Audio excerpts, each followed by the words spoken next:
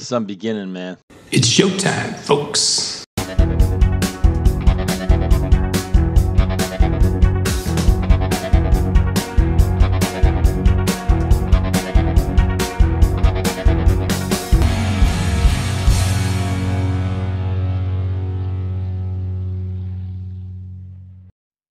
Everybody, and welcome to another episode of Into the Music. My name's John, and that fine fellow over there is Greg. And tonight I've got a fantastic tune for Greg to listen to. But before we get into that, just a reminder, please do like the video if you enjoy it. Don't forget to subscribe if you haven't already. You don't want to miss out on all these banging tunes that we serve up. So, Greg, you up for it? I am. But I do wonder if I'll be banging my head against the wall after I listen to it. Or will it really be a banging tune? I don't know. Well, fingers crossed, eh? So what you got? So the band is someone you've listened to before on the channel, Jon Spencer, Blues Explosion. One song Chris and I did about a year ago, Kofi Request. Yeah. Can't tell you the name of the song, but we enjoyed it. Bell Bottoms, one of my favorites. Yeah, okay. It's a cool song. Okay. This is from a bit later on, and the song is called Chicken Dog. Chicken Dog. Okay. Definitely don't know it. So, yeah, I'm actually really looking forward to this because they have a really cool, if I remember correctly, different, unique blues sound. So, yes. Yeah. Cool. Let me get into it. Be right back. I know where I'm going now.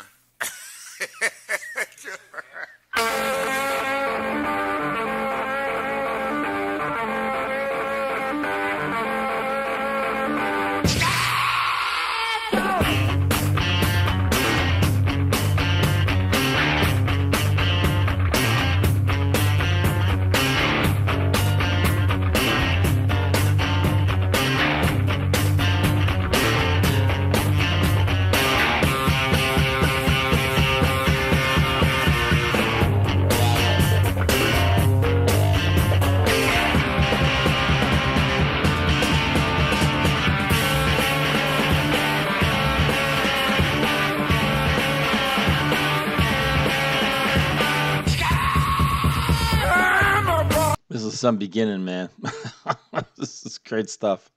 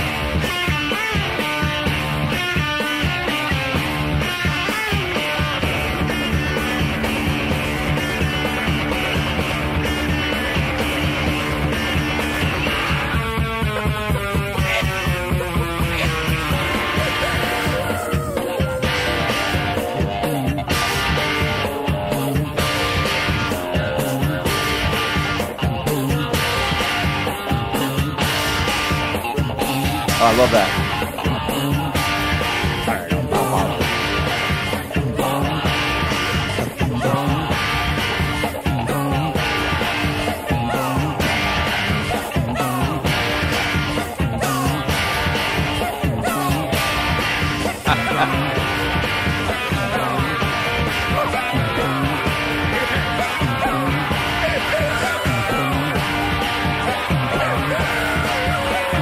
Does he like sound like a rooster?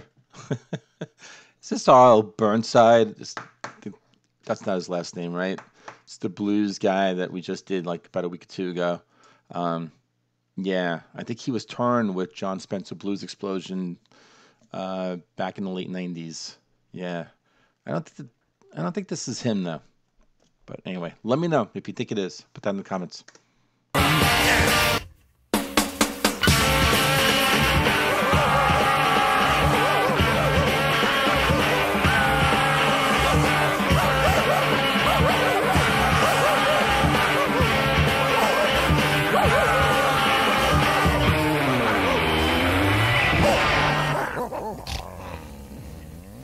I'm bringing it back a little bit.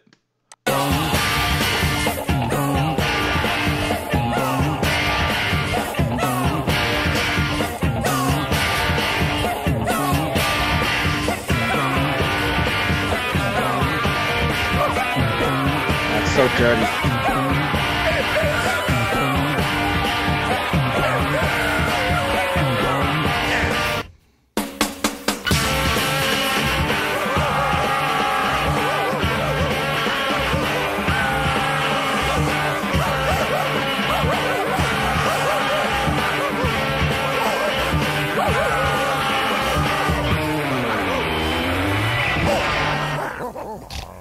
Barkos.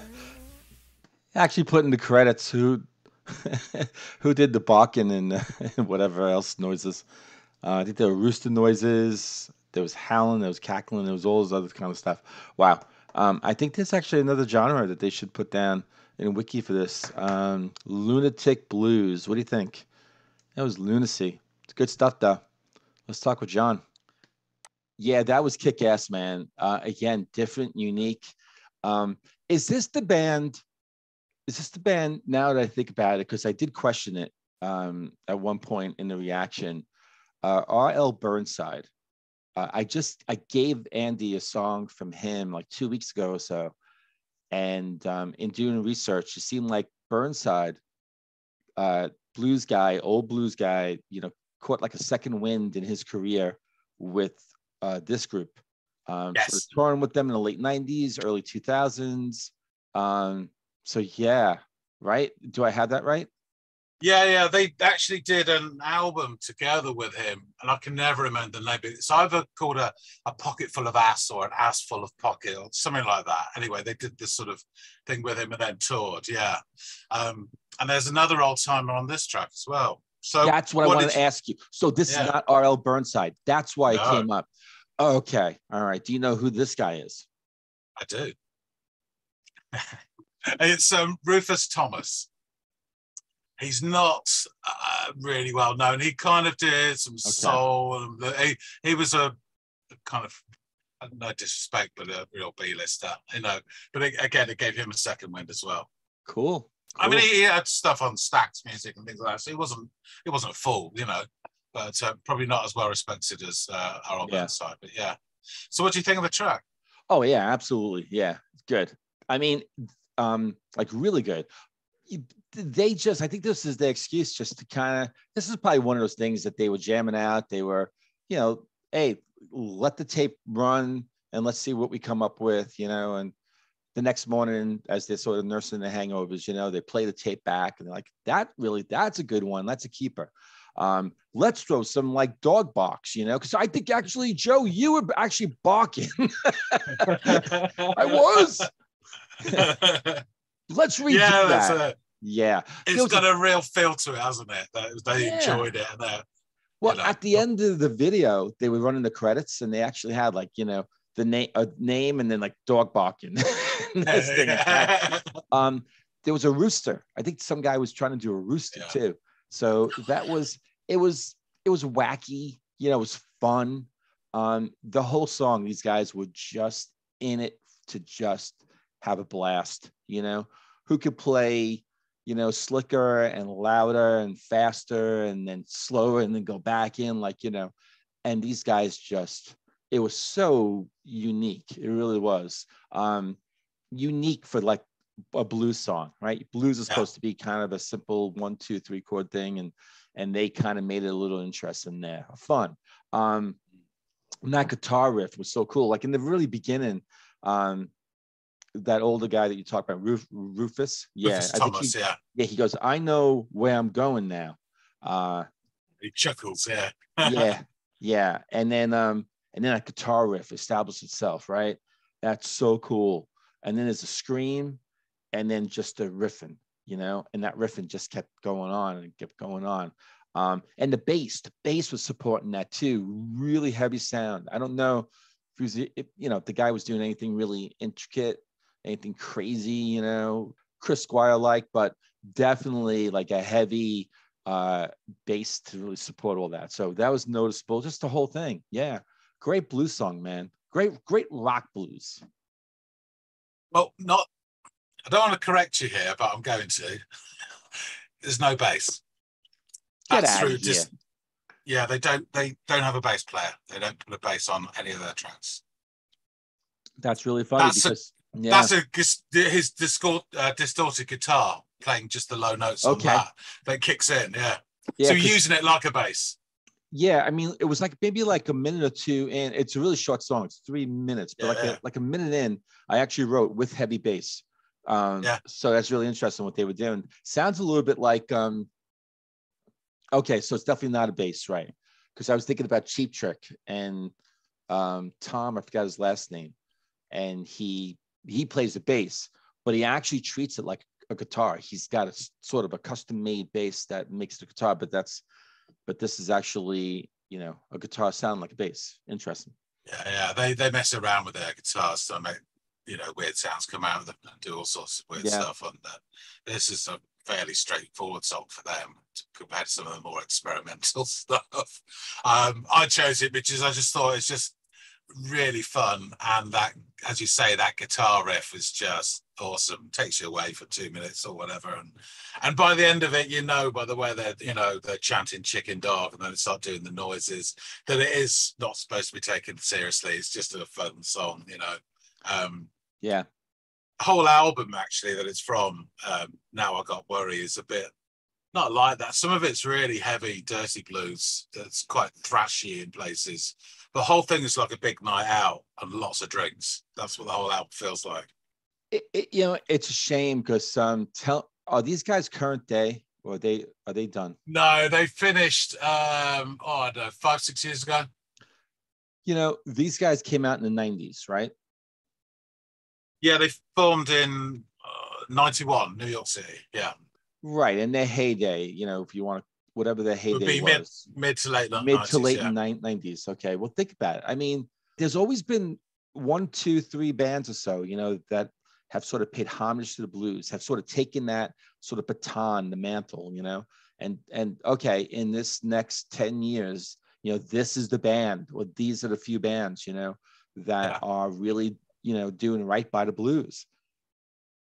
I'm not hearing it, it's more just saturation of just pop and mainstream, kind of an and that watered down R&B.